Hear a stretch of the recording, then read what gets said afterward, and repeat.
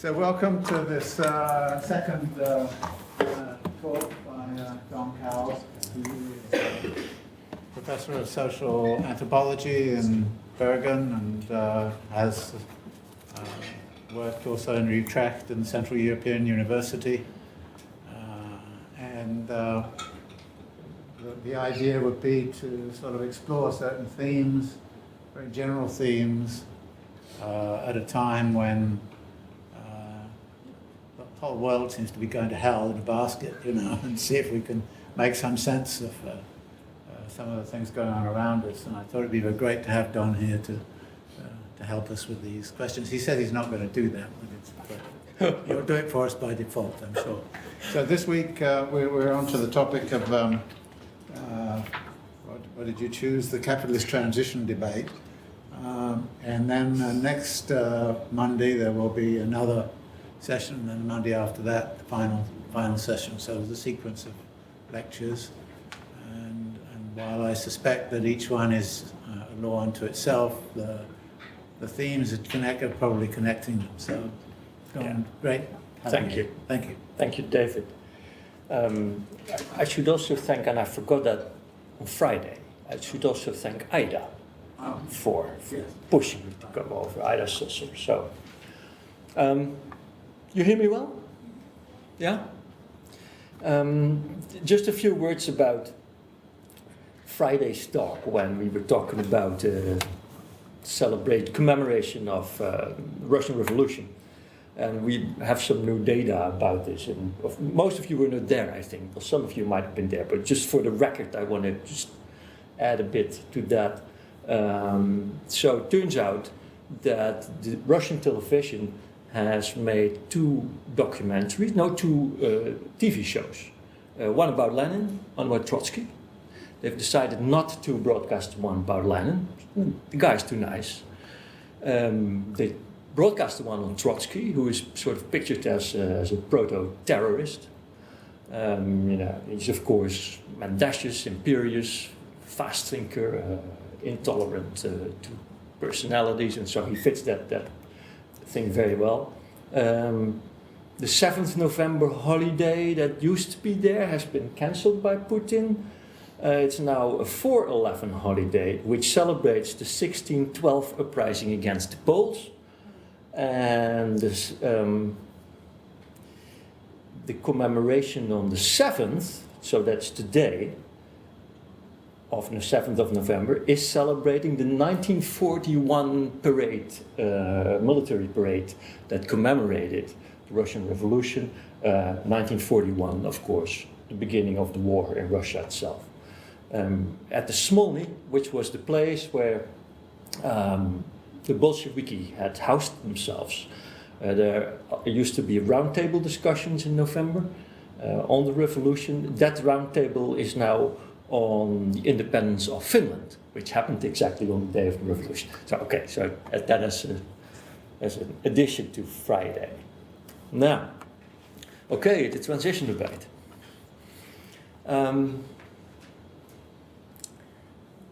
So why would we go back to the transition debate? Transition from feudalism to capitalism. That's of course the first question. There's a couple of reasons for that it is necessary to do that. Piketty and Graeber were of course massive blockbuster successes on inequality and on debt.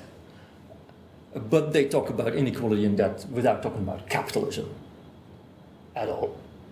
Even though capital is in the title of Piketty, even though credit and debt is the topic of Graeber, there is no understanding of capitalism in either of the two big tomes. Capitalism needs to be brought in back there to capture analytically why inequality and why debt and credit are such powerful forces. When you look at the post-colonialism literature and the world historical literature that's out at provincializing Europe for very good reasons, capitalism also disappears.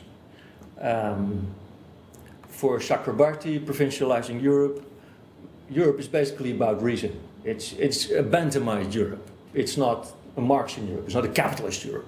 The drive behind Bentham is absent. When you look at world history, where I come from anthropology, where a just deceased anthropologist, Jack Goody, an impressive thinker, a very prolific author. So Jack Goody has this whole series of books where he's also in his own particular way provincializing Europe. And the concept there is Eurasia. And he basically argues that modernity, capitalism, industrialism, urbanization in Europe is just one moment in a total Eurasian transformation where at different moments in time, different parts of Eurasia took the lead in any of these processes, including science and technology and industry, etc. The trouble with Jack Goody's conception is, he's focusing only on Eurasia. If you only focus on Eurasia, then a lot of the world is out of the picture. A lot of that world that's out of the picture has been colonized by Europe even before industrialization. And Goody, of course, fails to understand and explain why that is so. So when you look at, let us say, the globe, then in the year 1800, about 35% of global territory was occupied by European forces. And in 1914, 84% was occupied by European forces, European control. This is Jeffrey Parker. In Jack Goody's vision, it becomes entirely unclear how it could be possible that that little part of Eurasia, a marginal part for a long time in the West, could actually have control by 1800 already, so before industrialization and industrial capitalism, 35% of the world.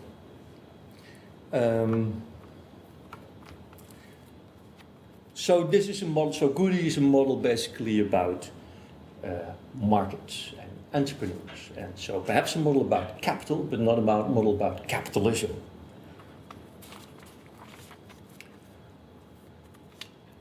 And then so those are two reasons, two sets of literatures where clearly an idea of capitalism is lacking, and where bringing in the capitalist transition debate might give the whole analytical repertoire that's on offer a critical edge.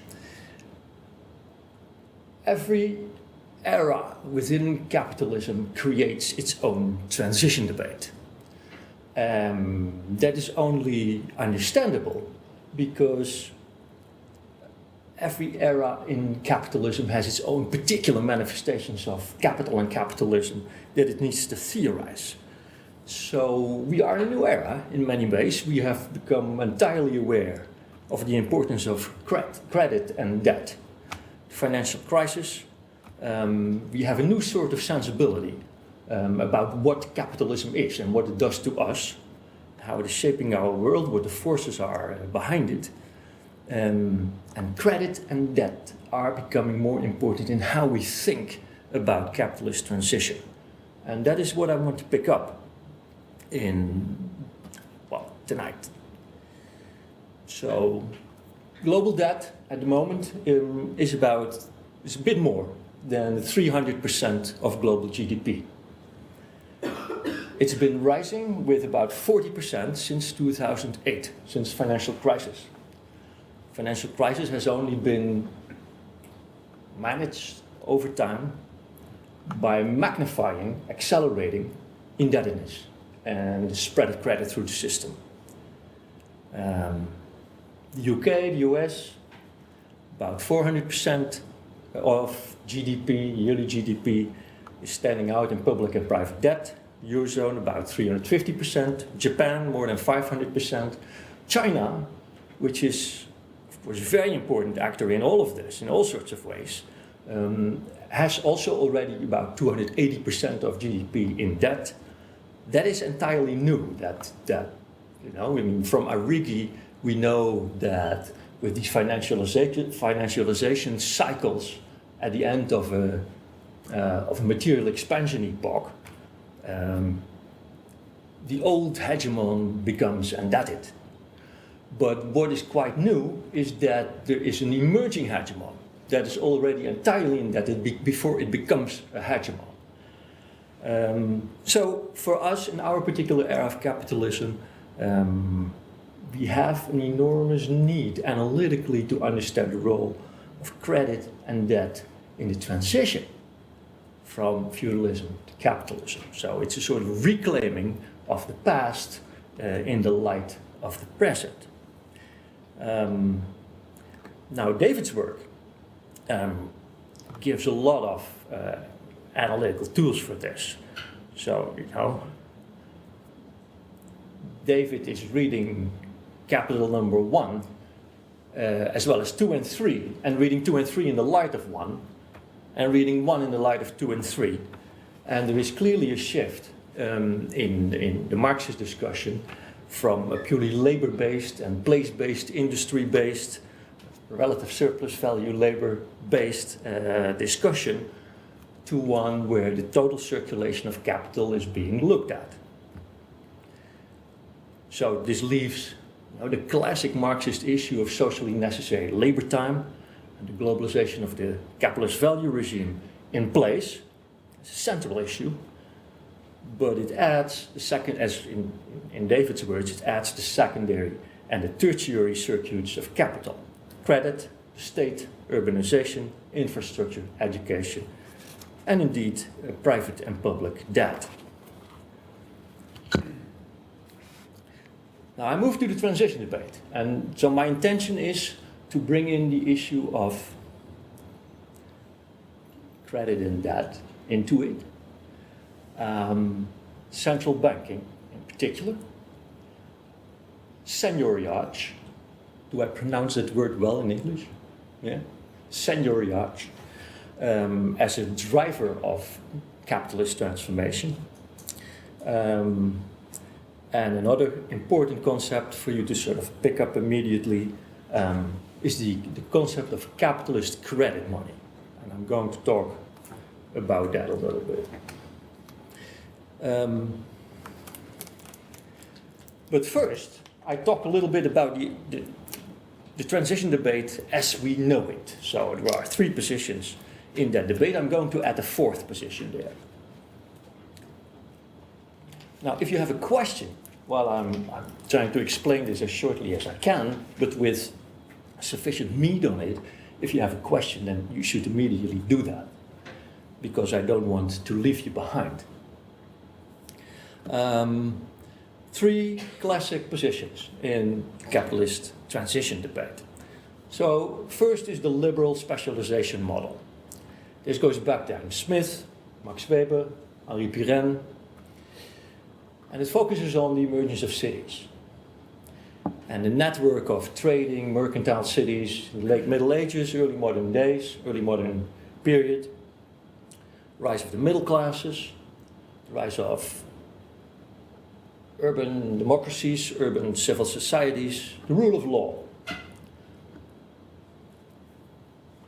It assumes that places within the system specialize on particular productions, that they are connected to each other via trading networks, and they have this, it is, as it were, a sort of quantitative model of capitalist growth. So within a feudal world, or you know, agricultural empires, you have city formation, mercantile city formation, and rather than with fixed capital investments, there's specialization on particular tasks, creates more efficiency, and that's the whole model. Over time, the argument is, in Europe, the cities overwhelm feudalism, right? Now the second position is the world systems theory position, which basically assumes the same sort of processes, but it validates them, it interprets them differently. So it's again these cities, but just not only mercantile cities, not just these middle classes, not just entrepreneurial. The cities create uneven geographies in the division of labor. They produce colonialism, they produce primitive accumulation, and uneven exchange.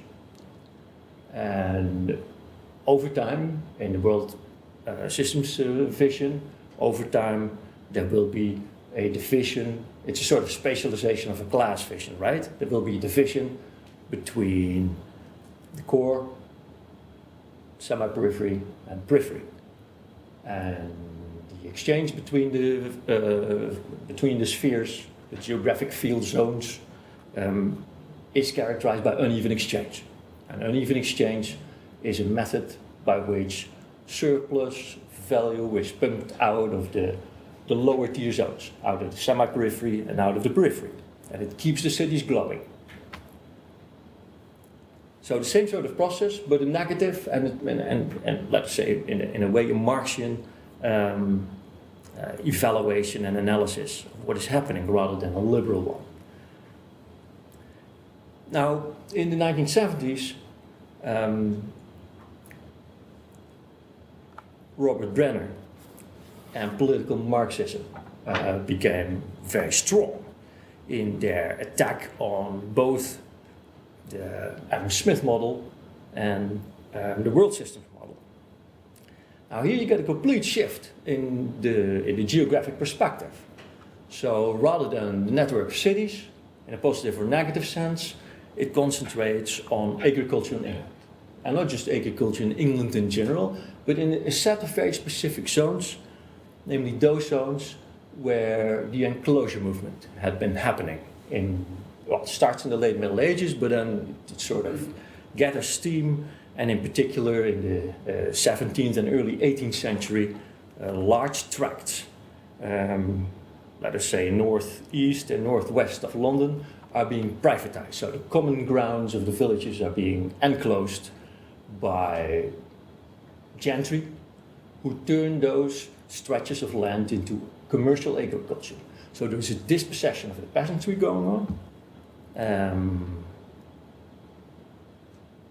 The peasantry is expelled from the land, is also expelled over time from the villages, creates urbanization and industrialization, but the important thing is that it creates relative surplus labor in the countryside. Relative surplus labor, the Marxian concept, meant to emphasize that there is a lot of investment going on, there is free labor now, corvées have been ended, the land is cleared and enclosed, and surplus labor is being focused on these new lands, and surplus value is pumped out of it. So that produces efficiency gains over time in the English countryside, and so much more efficient agriculture allows urbanization to happen, allows industrialization to happen, allows lower prices for agricultural inputs and outputs. This is a model of capitalism in one country, right? So the two other models are basically global models, but the Brenner and political Marxism is capitalism in one country, the countryside instead of the city. Now, Brenner explains the transition in the countryside as the outcome of class struggle. And his work is great by looking very precisely at how these class struggles in these enclosing areas are actually happening. So it's about class relationships on a rather micro level, and he compares those class relationships with class relationships in the countryside and agriculture in France and Prussia. France and Prussia lead to stagnation after the later Middle Ages in agriculture, and they leave, well, in Prussia they tie the peasantry into the land, is the second serfdom. In France they also keep the peasantry on the land. In England they push the peasantry off the land, create free labor and efficiency gains. And that's then the explanation of capitalist growth over time. Now, the model that I am going to work out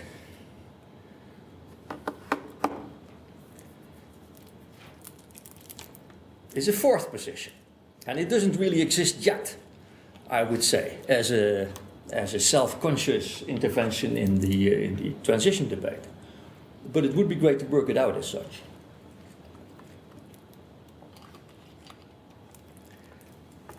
And it shifts the perspective in many ways.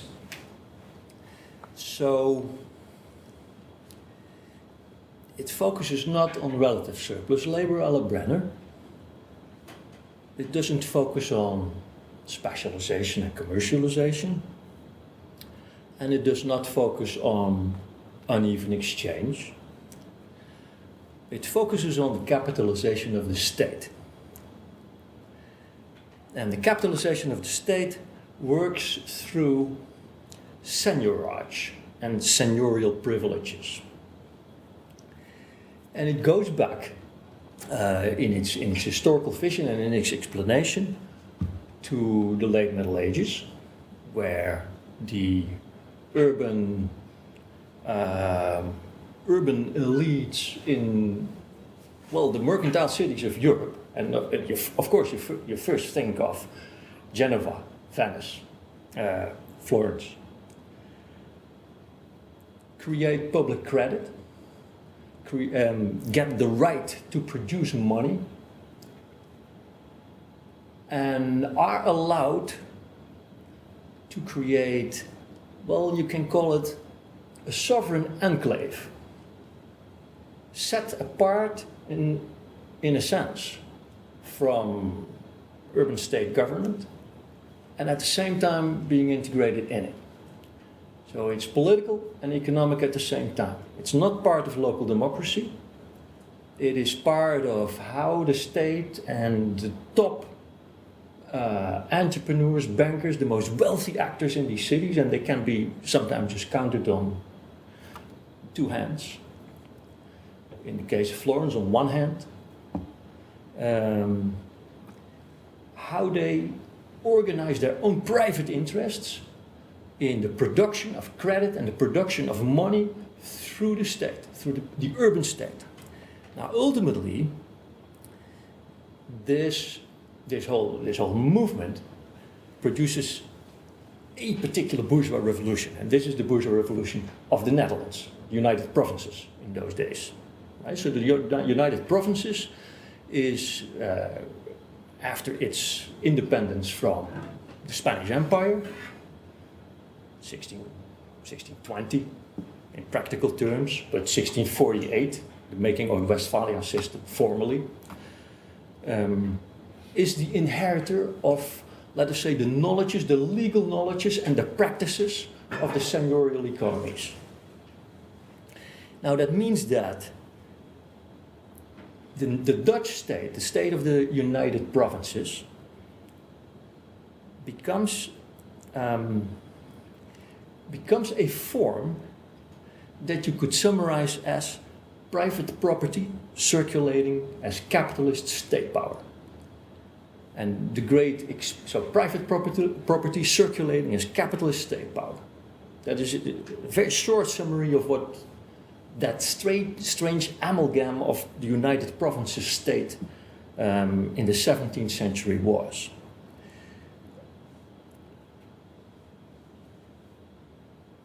That particular state produced not just superior maritime firepower for about 150 years' time.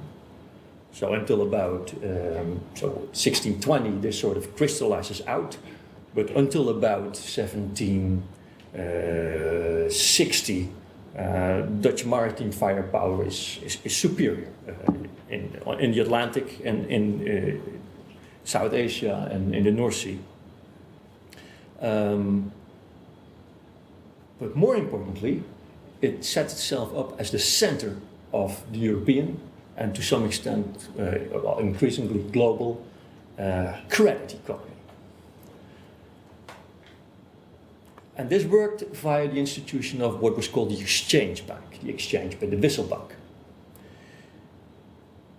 But the Wisselbank, just like in Venice, Geneva and in Florence, was in fact the private property of a small coterie of very powerful merchants. So I live in Antwerp, in Belgium. People from Antwerp in the Netherlands are known as the senioren, the seigneurs. That has a very particular historical origin. It's now used as a joke, mostly. But it has a very particular origin, and the origin is based in, well, this is a very particular history. In 1584, the southern Netherlands is in revolt against Spain, and there's an enormous crackdown. It's the largest expenditure of military power that the Spanish Empire has been doing over its whole life. The southern Netherlands are reclaimed by the Spanish armies, but the northern Netherlands break free from it. And all the key Antwerp-based entrepreneurial families move to Amsterdam, and they form, let us say, the hardcore of the new Amsterdam and Dutch economy.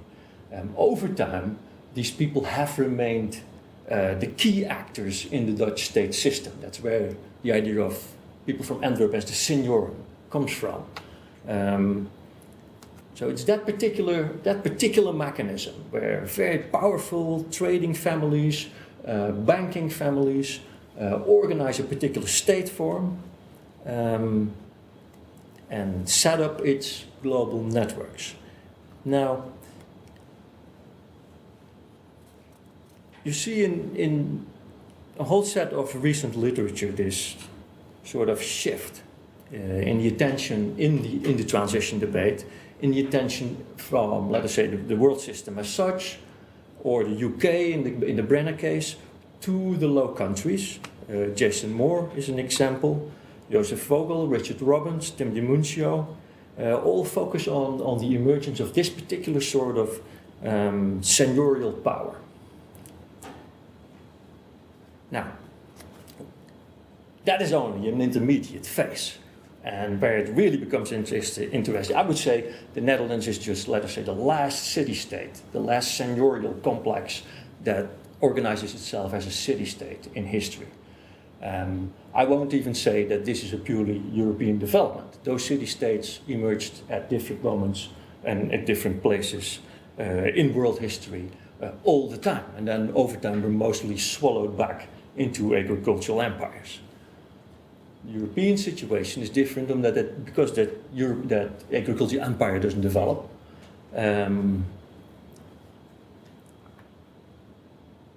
Feudalism has all these porous sovereignties.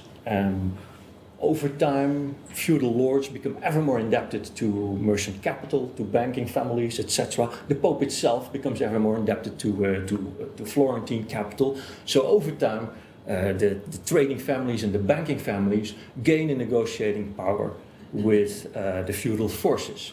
The Netherlands is the last expression of that development. So all the techniques and all the knowledges, and in fact many of the families come together in this independent part of the former Spanish Empire, the United Provinces. So many of the trading families from the Rhine, for example, moved to the Netherlands. But, that's where the cosmopolitan tradition of welcoming immigrants comes from. So these are millionaire immigrants that are very, very welcome to come to the Netherlands and immediately invest in the transnational enterprises of the Dutch, right? So the East India Company, etc. In that particular Dutch case, there is not a central bank, but there is a set of banking mechanisms, including the Whistle Bank, that are entirely the property of the big seigneurs. 30% of them are from Antwerp. There are many Huguenots in it, etc. Now, but the interesting development comes next.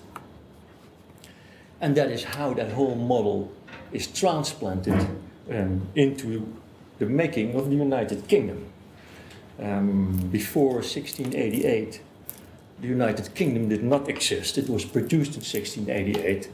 And we now know that it's also relatively new that it was produced not so much in a glorious revolution, which was really a revolution, but it was a military occupation by the Dutch.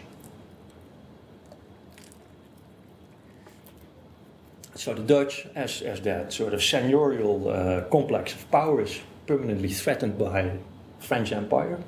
They've beaten the Spanish Empire. In 1672, there is a last effort by the French to occupy it and to take control over the trading and the banking networks. That just fails. The Dutch know that had they pushed a little bit further, they would have gotten it, Amsterdam. French don't know that yet, but in 1688, the Dutch are very afraid that they are coming again.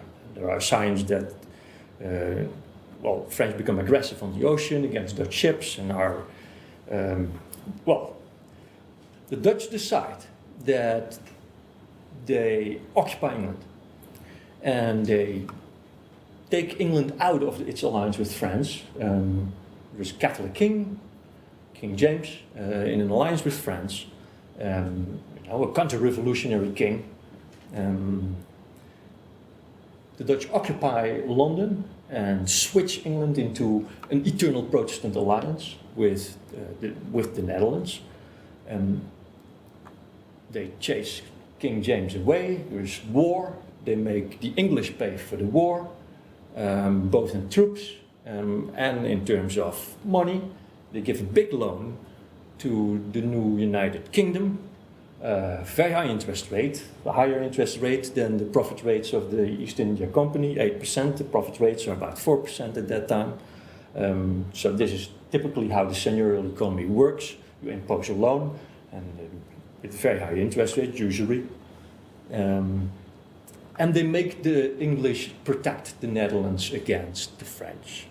But the real great development for the Dutch and for world history is the making of the Bank of England under the new Dutch king of the United Kingdom, right?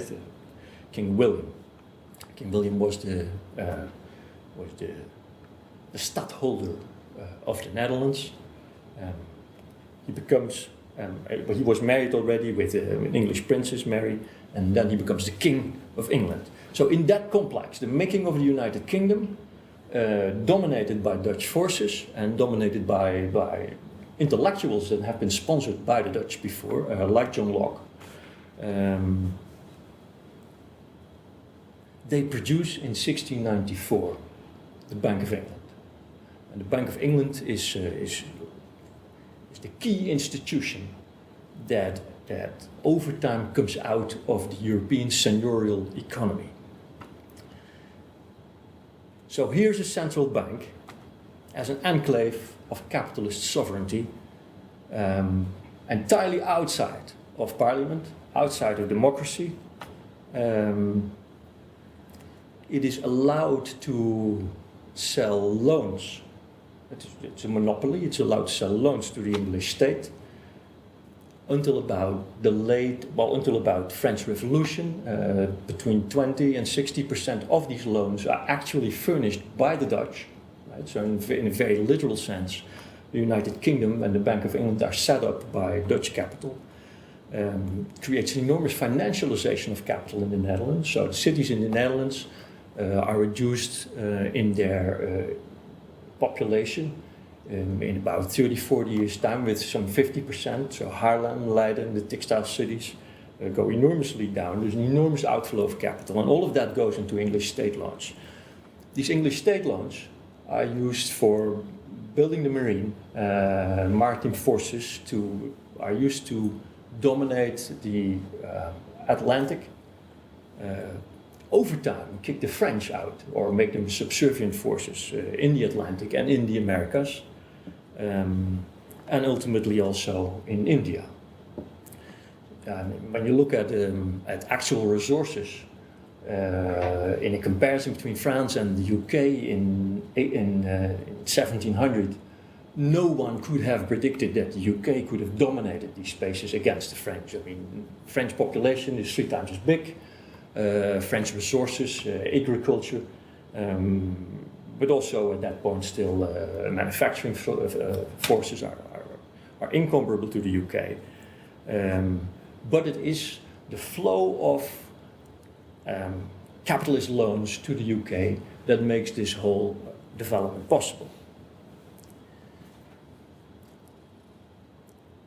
So the financialization of the seigneurial economy in the Netherlands, as the recipient of this, of earlier financializations in Europe itself, leads to the creation of the Bank of England and is further then stimulated by the making of the Bank of England and allows the UK to become the first capitalist dominator of the system. If we were asked to give a particular to the emergence of capitalism, not just as disparate capital here or there, but as a system and as a dominant system, I would immediately say 1694. Well, 1688, 1694 is the date at which capitalism emerged as capitalism, as a dominant set of arrangements in the system. But now I need to explain a couple of things, and I move from the Bank of England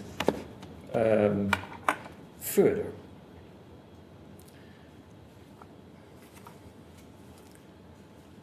And I need to explain a little bit the concept of money as interest-bearing debt. So the Bank of England is the first official public institution that is allowed to create money as interest-bearing debt. In the Netherlands, there was not yet a public institution. They had the seigneurial economies, the Wisselbank and all of that, but these were not official public institutions. In England, it becomes a real state institution, except that the state has very little to say over it. Now, money as interest-bearing debt. So the Bank of England, and then all the central banks after that,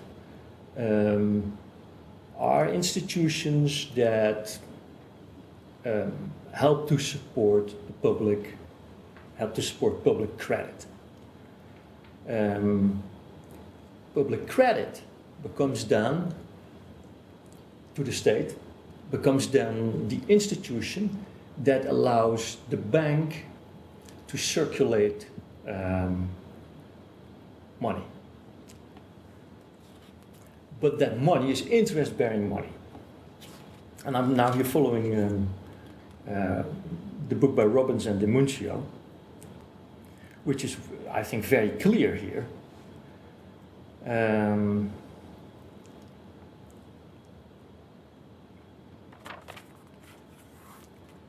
So from the Bank of England, and then the spread of the central bank as institutions through the world system, until now, has created a situation that about 97% of all the money stock in circulation is privately produced. It is produced on the basis of loans of public credit. Now, this means something. And it means that every expenditure that we do, a particular percentage is in fact an interest payment.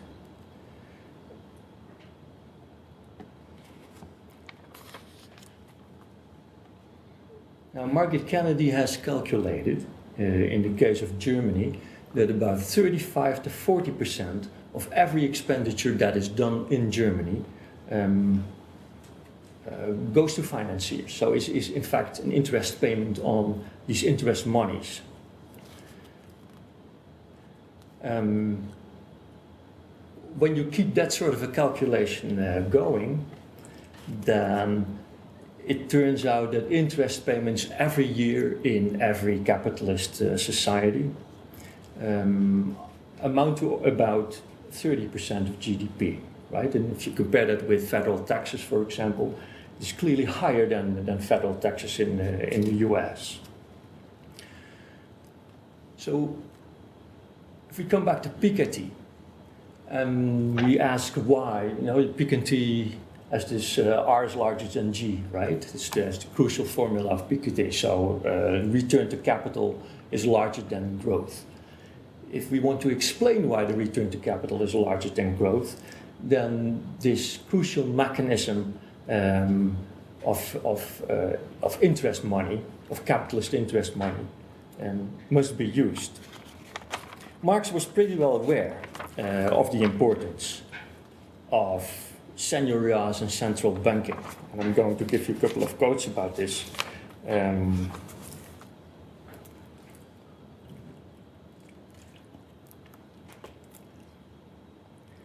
So here's Marx.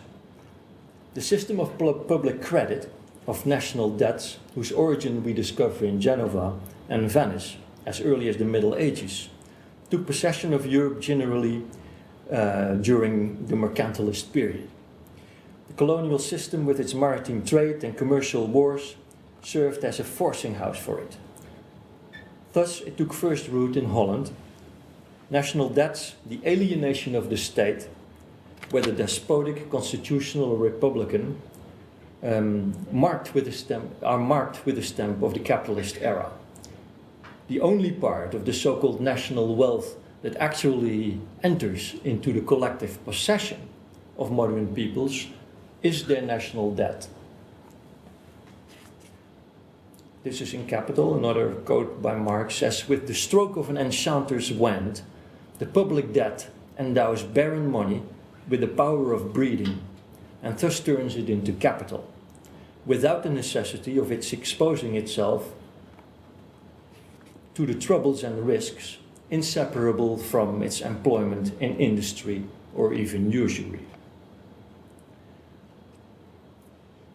David has emphasized in, well, the last works that compound interest over time makes an impossible situation. So, well, David has this, it's like this. So, you know, interest payments go like this, but then at a certain moment you get compound interest and it goes very fast up, right? So, capitalist financiers and rent takers are more or less by this moment. We're rising up very fast at the moment. That is an impossible situation, right? So the fact that debt is increasing and increasing forces our societies to produce ever more economic growth. So money as debt is at the same time the mechanism by which capitalism and capitalist societies are pushed into permanent growth. Since we are all born, as it were, in that, we are also immediately exposed to market discipline, and our subjectivation over time is entirely market-oriented. It's of course also an instrument of control, right? So the public debt of national societies is something by which international finance can punish any particular nation at any moment. So on Friday we had a little discussion on democracy. There was a comparison with China and the West. If you subscribe to this seigneurial version of the capitalist transition, then it is very clear that democracy is entirely set apart from the seigneurial economy, right? So the central banks are instances that are real enclaves of sovereignty, capitalist enclaves of sovereignty, where capital rules, but where states are dominated in ways that cannot be democratically controlled at all. So that is where I wanted to end now. Yeah, that is where I wanted to end, and I'm ready to face any questions you have. I'm of course first waiting for David. Well, that's some others might want.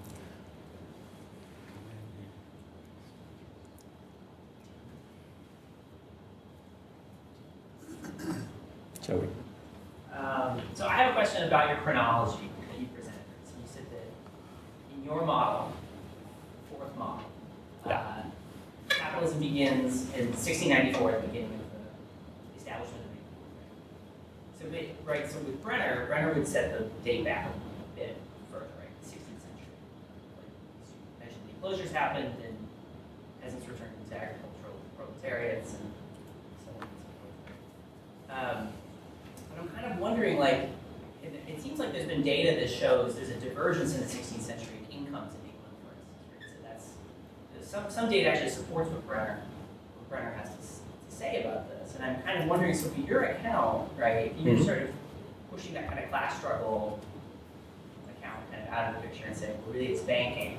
Don't you kind of have to also rely a little bit on this mercantilist sort of first model, this Weberian, like if it's lending money and it's not really just transformation of class relations. I get your point. You kind of have to. So do you? Well, you know, in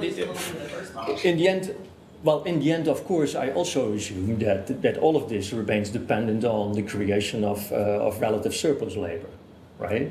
So in the end, it's always also based in the exploitation of labor. Now, banking is not something that happens outside of the class struggle, right? This is class struggle from above. It's, you know, in class analysis, we are so often tempted to think that when we talk about class, it's always about working classes or popular classes. And class struggle is something that popular classes do in relation to above. But I don't think it works like that. And you also see, for example, in E.P. Thompson, that the initiation of the class struggle is something that starts above and is responded to from below. So for me, banking is a particular form of class struggle. This is a class struggle that is not directly happening on the workshop floor or in the fields. Not directly happening. As the Marx Code makes clear, the rentiers, the rent takers can just lean backwards. They can be on the Côte d'Azur. And it's also where they mostly are, right? But they have states and capitalist classes within those states that do the actual work for them. So I don't think that these models are in the end entirely contradictory or something, right? So we need to integrate them. Relative surplus labor remains key, but there is no way to think about an ever more indebted economy as a consequence of these seigniorage activities and public credit that can actually pay its debt without economic growth. And that's precisely the issue, right? So if you subscribe to this particular form of capitalist transition debate, then growth is simply enforced as a necessity by the fact of indebtedness. So when you look at the UK economy from 1688, 1694 till about French Revolution, then you will see that the state indebtedness in the UK is about 15 times as much after about 100 years. So it explodes. But actual tax income is 20 times as much. Right? And so, but the actual tax income is, of course, on an economy that expands in quantitative and qualitative ways. So, and I should have perhaps explained that a little bit more. So, central banking and the making of the Bank of England comes in tandem with the imposition of high taxes on the population, right? So what happens between 1688 and 1694 and then is reproduced through the system over time in other nations as they lose the fight with the UK and the Dutch. And France is a good example of that, but any independent nation state that works in the same way is that national debt is institutionalized and a new tax structure is created. And this is a permanent tax structure, right? So the national debt serves the loans of a very small coterie of financiers. And the whole population is going to pay for it. But in order for the whole population to pay for it, the debt has to set a set of relationships in motion, and that's where the UK becomes a sort of model. It has to set a set of class relationships in motion that over time produce relative surplus labor and productivity growth, right? Otherwise, that can simply not be paid back. Now, don't forget that even the original English state debt has never been paid back, right? So when we talk now about 300% of global GDP as debt in the system, those debts are never going to be paid back. They may be reduced for a couple of years, but over time there's no evidence that debts are being paid back. So this eternal debt, and it's eternal debt to a very small percentage of society, right? The owners of the debt, so the seigneurs. Economic growth is necessary for that. Socially necessary labor time is the outcome of that. And of course, it sets all sorts of class struggles in motion. It drives all sorts of class struggles. But the important shift, I think, in the conception here is that class struggles are not just something that happens within a factory on the workshop floor. It happens, it is biocapitalism in the real sense. It happens really in how our lives are structured and how we are and how our societies are continuously pushing us and preparing us, socializing us via a whole range of institutions into markets so as to actually enforce that productivity growth and economic growth, so as to pay back that will never be paid back. Can I just follow up on that? Yeah. One of the things that I have a problem with is the tendency to say we've got to have a single bullet theory. Yeah. And you partially kind of hedged your bets a little bit in the middle of that. But even that quote from Marx, we talk about the national debt, but one of the drivers is colonialism. So actually, it seems to me that when you're talking about an evolutionary transformation of society, you're almost inevitably going to be involved in simultaneous or co-evolutionary movements. Yeah. And I think you're dead right to sort of say, well, one of the things that's been a bit left behind has been the formation of these credit structures. Yeah. Though there is a significant literature on the sort of fiscal military state. Yeah. And of course, they would emphasize very much the war making that's going on, and paying for the wars becomes critical. And so you get into the whole kind of notion of the militarization of this transitional moment. So you didn't get there, but I would think that would be somewhere you want to add in. So it would seem to me that you need to kind of ask questions of these other explanations and say what elements of that are entering in relationship to what you are talking about. Yeah, I totally agree. So it's not an alternative theory. It's a shift in the emphasis.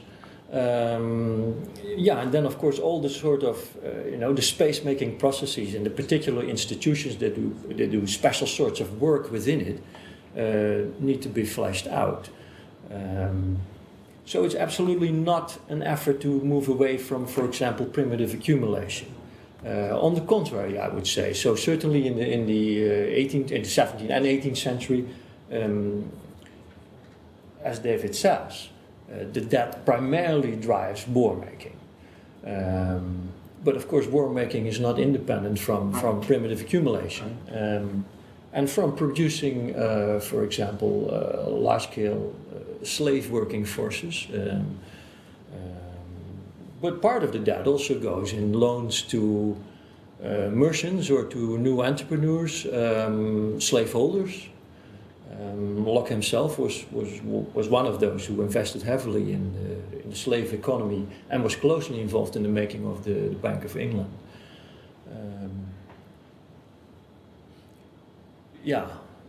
Right. Yeah. But there is something here which I think, one of the things I find irritating about Graeber's book on debt, and Michael Hudson does the same thing, is to suggest there is some sort of continuity between ancient Sumer and it seems to me that what Marx is doing when he's considering all this stuff is trying to say what was called credit in ancient Sumer is nothing whatsoever to do with this. So there's an internal revolution in what is meant by credit, debt, finance, that kind of thing, which means we're talking about something completely different from the sorts of things you'd see in the Roman Empire or earlier. And you know, neither Graeber nor Hudson seem to have any idea that this is what's going on. So I think that the revolutionary transformation of the debt-credit relationships and the role of money and seigniorage and all that sort of stuff seems to me to be a very important aspect of it. And it continues through to this day, in the sense that there is an emerging struggle going on over seigniorage on global money right now. Yeah. That the US has been trying to hang on to the power of the dollar as being having the right seigniorage, and there are challenges beginning to be mounted. I think Chinese in particular have it in mind that at some point or other they're going to undermine US seigniorage on the dollar. And a lot of their politics, it seems to me, flows from that interpretation. Yeah, even though they've postponed it a little bit, because they need to flow the renminbi entirely in order to do that. Well, they don't want to have open capital markets. Yeah, exactly. Because they know if they have open capital markets, what happened to Southeast Asia in 1997-98 will happen to them. They lose control. Investment banks will come in and extract value from the Chinese economy. In fact, they're kind of saying, no, we're not going to let that. We want free trade in goods, but not open capital markets. And, you know, so, exactly. Yeah, but it immediately indicates or it underlines that this whole issue of public debt and seigniorage is an underestimated aspect of capitalist transition. And yeah, I totally agree that if you know, Graeber nor Piketty deal with that. But in particular, the concept of capitalist credit money, I think, is very important. So I mean, the right-wing theory is of course that central banks simply print money, and all the money comes from the central bank. But we know that that is absolutely incorrect. Right? 97% is privately produced by banks. But as in the form of credit. So that means that the whole rent taking as a central seigniorage moment is entirely dispersed through society in ways that are you know, difficult to follow. So I think that concept of capitalist credit money and what it actually does and what sort of social forces it sets in motion is something where we can think much further than we have done when it comes to capitalist transition. Jeff? As a follow-up to David's question, I wanted to know how you would characterize, just in concrete terms, the distinction between the kind of seigniorage that the Dutch were engaged in their relationship to the Spanish Empire, in which they were just basically, Spain's pillaging the New World, but they were just pillaging Spain, you know, I mean, right. And what that formation was, and how you see the formation that emerged with the Dutch instantiation of the central bank in England, and why you think those two things were different, and how that how that signifies a shift fundamentally in a completely different set of class relationships. Yeah, so what is very fundamental here is, so it's regularized, right? It's entirely, as it were, transparent, except that it is just, you know, run by a central bank that is in itself not transparent. But there are the announcements, there is the information, there is the regular sale of loans and the regular signing up to bonds, etc., etc. So it becomes a market, an open, transparent market rather than just a military action. That first of all, again, it comes in connection with taxation. And of course the fiscal military state that is carried forward by that taxation until the rise of the Dutch Republic. There was not a territorial state unit in Europe that had regular taxation, right? All the kings, when they needed money for war, they would, as it were, just, you know, enforce a loan or enforce taxation, confiscation, literally. So it's the end. So the rise of this particular seigniorial regulated complex, let us call it the liberal seigniorial complex, means that all these irregular confiscations by kings on entrepreneurs and bankers, etc., are over. So all of this becomes predictable and transparent and accountable, and there's a lot of information flowing. Around Amsterdam and around London, you have, well, the emergence of The Economist and later the Financial Times. In Amsterdam also you had these newspapers. So everything is as it were, well, in a literal sense, quantifiable, predictable, accountable, etc.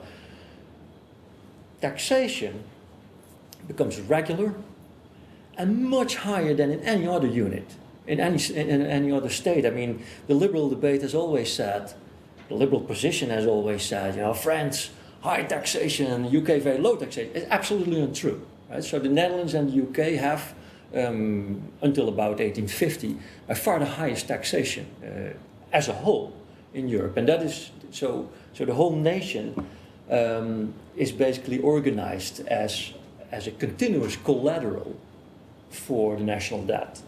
And that is entirely new. So, you know, if you want to use the word biopolitics here, there is a very specific sort of biopolitics connected to it.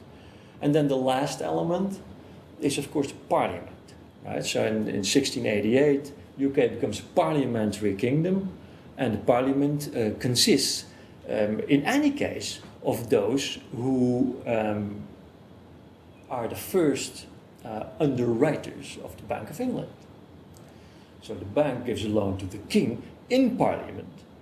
The bank controls the king, but parliament also controls the king. And parliament and the bank as partly the same public.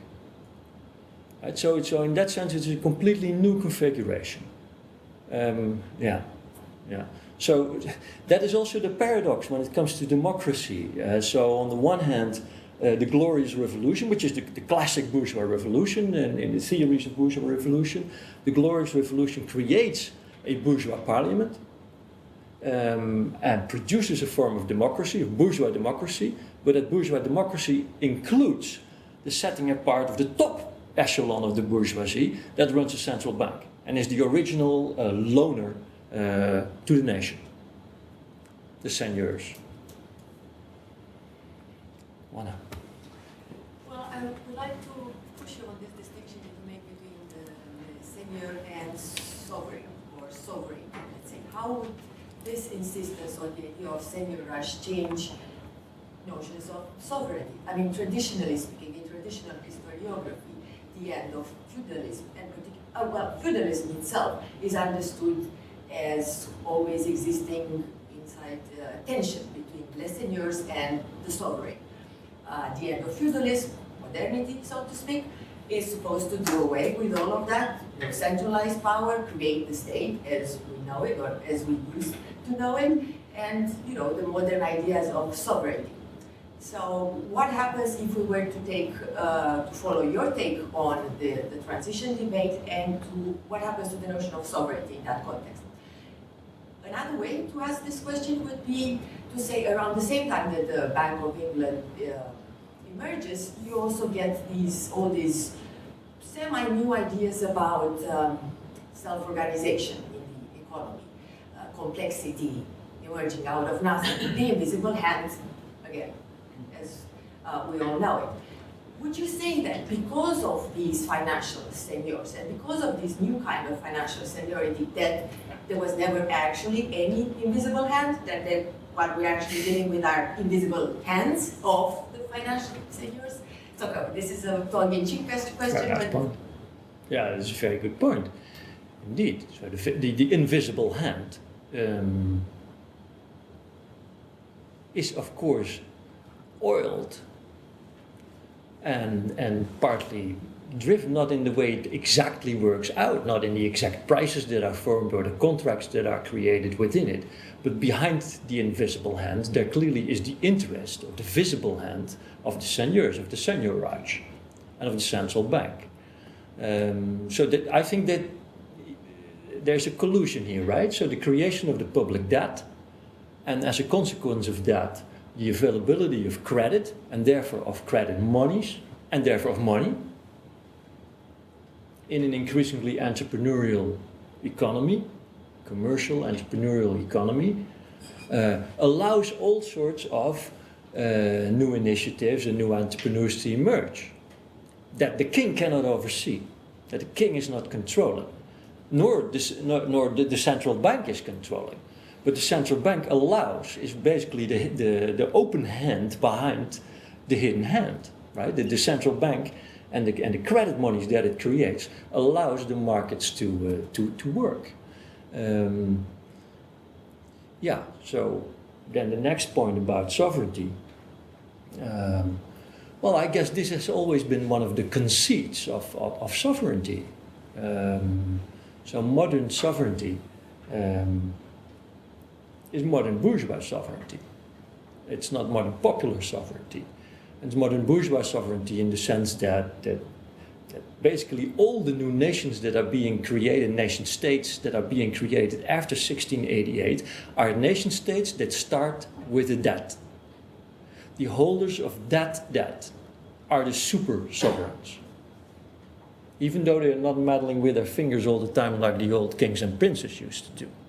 But they don't need to do that. They do it at a distance via the oiling of markets and entrepreneurial initiatives and etc. and labor, of course, via credit. David? Just pushing that a bit further, you haven't mentioned at all the role of the money commodities, gold. And one of the big threats to sovereignty back then was gold drain. Marx has a lot about gold drains. It's not a drain where gold disappears.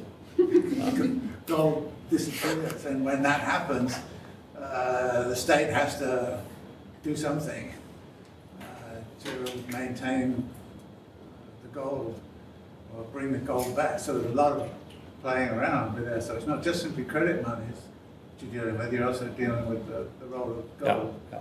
And I think that actually this leads into one of the big questions of what happened on August 15th, 1971, when the gold standard disappears. Yeah. Because that's one of the Chinese think this is one of the big moments in world history. For some very interesting reasons. Yeah. But don't you need to include in this account some kind of discussion on what's going on with the... Yeah, so silver and gold remain, of course, all through this period until 1971 very important, but at the same time, the actual money supply in terms of transactions that are taking place and contracts that are being signed is much larger than the actual silver or gold base, of course. So what central banking actually does is starting, and so the Bank of London, the Bank of England is starting from an X quantity of actually available silver, because it starts with silver.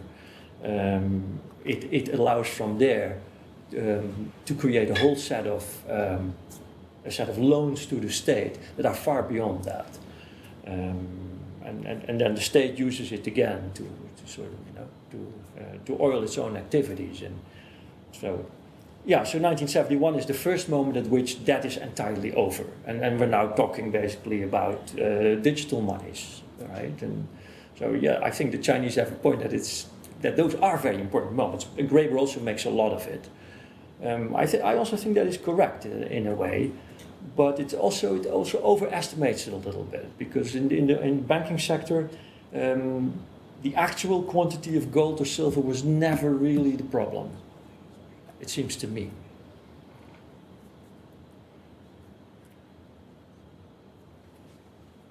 I was going to push you a little bit more on putting slavery into the equation as a financial mechanism. And I don't know this literature well, but I know the little bit I've read on the sort of the new Atlantic world financialization stuff. Steve Becker and his kind of crew is looking at slavery as not as a labor institution, and there's critique of that, but as a financial instrument. So I wanted to ask you to play that out a bit, and then I just had a straightforward question, which is, where do you see Ellen Miskin-Wood's analysis and transition debates in your four-part schema of the transition?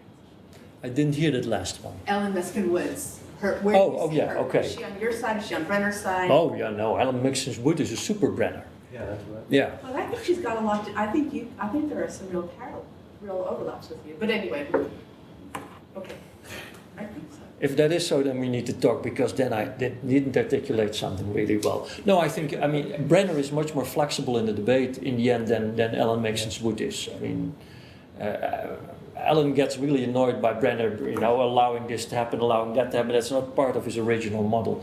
Yeah, so I mean, Okay. Yeah, so I mean, Brenner in the end, for example, allows that that investment in agriculture and in land is not only dependent on the enclosures, but also, for example, in the terra firma of Venice or Holland itself, the creation of new land from wet areas, which is much more capital-intensive process. And sets up very big capitalist landlords and market-dependent farmer class. And just that growth is so central to her, why England question. That growth is so central to it. So that's where I see, anyway, that's where I see an overlap with what you're saying. Well, slavery, it's a point that David already made, I think, about colonialism and war making. So much of the original loans, for example, in the Netherlands were about, and also in the UK, were loans that were affiliated with the creation of the slave economy. I mean, really, the slave trade really takes off after the creation of the Bank of England. It's not a surprise, really. And actually, they were selling a lot of slaves to the Spanish.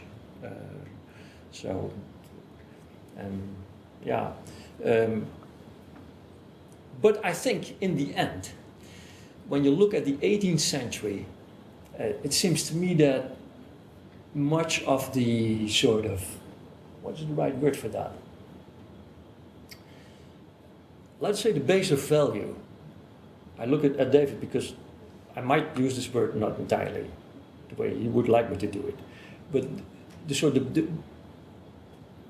anchor and the base of value of that new central bank coordinated, credit driven capitalist economy is still very much slave labor and labor in general. And then in the 19th century it becomes ever more also technology and industry and fixed capital. But over time, for example, oil and energy supplies become a particular form of collateral that allow the economic growth to happen, that allow prices and values to be sort of relatively firm over time. So the debt and the money supply depend in particular periods on particular forces of production. And it seems to me that over time there is a sort of shift towards oil and energy resources. So Robbins and Dimuncio make a lot of that, but I'm not sure whether they work it out well enough for me to entirely get what they're out at.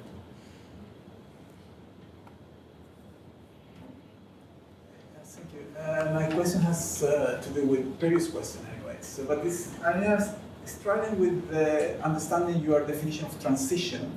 Yeah. Because you kind of gave a date of birth for capitalism. So then I was wondering if that is the beginning of capitalism, or in which part of the transition is that event with the Bank of England. Yeah. And I think that it's very important to define the transition because it's important for political issues that we're dealing with today, right? Yeah, It's exactly. a current discussion within the left. What can be a transition to something else? Yes. So I think that it's important to define what is the transition for you. Yes, I totally agree. When did the transition finish? If it's possible to say that the transition from feudalism to capitalism finished. So it's also part of the question. Yeah. Well, I would say, so while there is a lot of capital before that, There are entrepreneurs, there's capital, there are loans, there's credit, there are labor forces, there are factories. Banerjee, for example, makes a lot about the fact that there were very large production complexes in China for paper, for silk, for example. Also already in the 14th and 15th century in Italy, then glass, for example. So these are all, let us say, actually rather capitalist sort of things that are happening.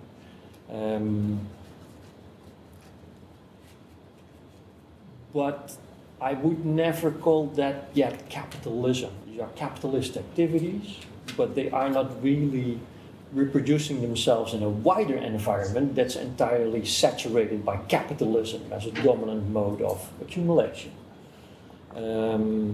So within the feudal economy and within all sorts of economies, you can have capitalist-like activities without actually calling that thing capitalism or saying that is the beginning of capitalism. I really think that's something very different. So I say 1688, 1694, because it seems to me that from that moment onward, capitalism is almost irreversible. And that is probably something that you can only say in retrospect, right? But clearly, capitalist forces are now capitalized and get access to the capital flows that allow them to subdue all other forces in the world system over time. It's really a military issue in the end. Of course, much of the world is still not capitalist, right? But clearly from that moment onward, it seems now in retrospect clear that there is an irreversible capitalization of the state and of the economy going on and of society. What would that say? What would that suggest for the alternative to capitalism? That is a very interesting question and a very daring one in a way. And I think you're totally right to ask it.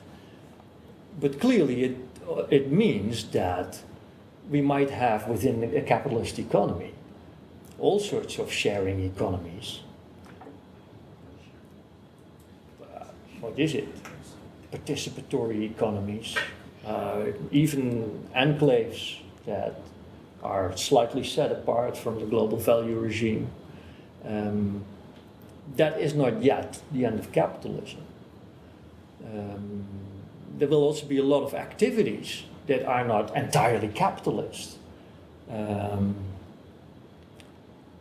Gibson Graham makes so much of forms of social reproduction that are not fully capitalist, and they think they are a denial of capitalism. In the underbelly of capitalism and under the armpits and wherever in the body, there have always been all sorts of things. The social reproduction of which is not entirely capitalist, but they happen within a capitalist world. So I think that becomes a big order, right? So it's clear that the alternative to capitalism depends on initiatives on the ground that are tried out, that spread. But initiatives on the ground that are tried out and spread are in themselves never sufficient to turn capitalism over. This is, of course, where anti-capitalist forces need to coordinate their local and global action. We need a revolution, right? That's in the end the answer. So you don't need just anarchist initiatives here and there and utopias here and there. That's all fine. We need that too, but it's necessary, but it's sadly not sufficient. And I also don't subscribe to, let us say, Jim Scott sort of theory of termite revolution, right? Where we have all these initiatives happening and everybody votes with their feet against capitalism and for those initiatives, and then at some point the whole capitalism thing has evaporated. I don't think that will ever happen. But that is actually, I think, one of the great issues where this seigniorage theory of capitalist transition becomes relevant. right? Because, for example, we will need to throw off the capitalist debt that we all have, rather than work for it. But what we do, of course, day after day is actually work to pay our debts. We're forced to do so too. There's a massive apparatus behind our backs that forces us to reproduce capitalism all the time. So it's a big order. But I think that seigniorage theory of capitalist transition is helpful for us to see where all these friction points are. Yeah. Listening to the debate today on C-SPAN, and it was about the new Republican tax plan. The focus was really not on what can be done to the citizenry, but how do we keep the debt from getting higher? And the focus is, keeping the debt from getting higher. And when you see the debate on the gubernatorial election in New Jersey, the mayoral election in New York, it's all about debt increase. And you're talking about a few years ago, Miliband wrote a good book about relative autonomy of the state. And my view is, you just made the point about, I don't know what word you use, insectification, small groups coming up with alternatives to the financialization of the economy. And that is my view. I support cooperatives. And I think you need an alliance between the state, the relative sovereignty of the state, along with cooperatives, coming up with an anti-financialization program. So I wondered what you think of that. Well, I'm in total support to that. Of course, it's one important path. But the question of the debt, I want to come back to the Republicans and tax and debt here, is a very, very intricate and complex one, because reducing the debt also means that our pension funds cannot valorize themselves so easily. Reducing the debt also means that there is literally less currency available for us to share. In a debt economy, there is always less money than is needed, because it's organized in such a way that some people cannot pay back the debt. Reducing the debt is not a solution for that. That is also the complexity of this. So, yeah, you see the dilemma. I don't have a solution for this either. I'm not far enough in thinking. Perhaps David is. We should ask him, David, what should we do here? We need a Keynesian revolution. Yes, a sort of Keynesian revolution. We tried that one. Yeah, that's what we had. But I think one of the ways I characterize what you're talking about here is that what happened in this moment was what I would call the centralized organization of decentralized market behavior. Yeah. And the left is pushing around with the decentralized behavior and hoping something can come out of it. The one thing it cannot confront is the centralization. Yeah, exactly. It's almost a Leninist organization of capitalism. Yeah, exactly. And it's extremely powerful. It's extremely difficult to do anything about. No. And I think the left, we were just saying earlier, the left is terrified of it, and so it doesn't take it on. Yeah, exactly. Well, that was one reason why on Friday I wanted to talk about the Russian Revolution, of course. Yeah, so, right. in a way, we need to face the idea of revolution in one way or another. So lots of cooperative or anarchist initiatives, in the end, are not going to solve it. There is a moment at which you need to push over the whole structure as such. And then, the chance that will be peaceful and easygoing, and that, in Graeber's framework, there is a sort of, in the end, there will emerge a sort of very beneficent king who finally recognizes our calls and hears our voices and gives it to us. But I don't think it will ever happen like that.